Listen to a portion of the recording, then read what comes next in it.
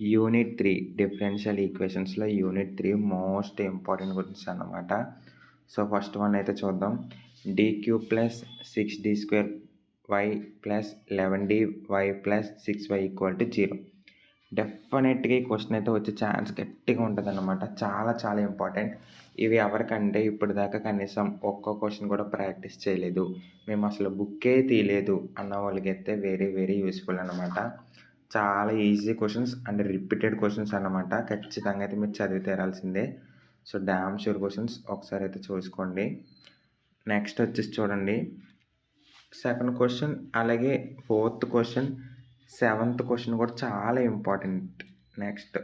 Next చూసుకుంటే last question చాలా important అన్నమాట ఈ క్వెషన్స్ అన్నీ కూడా. సో, ఇవన్నీ వచ్చేసి యూనిట్ 3 క్వెషన్స్. డెఫినెట్‌గా అయితే మీరు ఖచ్చితంగా ప్రిపేర్ అవ్వాలి. ఇక్కడ నుంచి చూసుకుంటే కనుక థర్డ్ క్వెషన్ నుంచి మీకు ఇంకా 3, 4, 5, 6, 7, 8 క్వెషన్ దాకా యాజ్ టీజ్‌గా ఉన్నట్టుంటాయి. చిన్న చేంజెస్ ఉంటాయి కానీ సేమ్ మోడల్.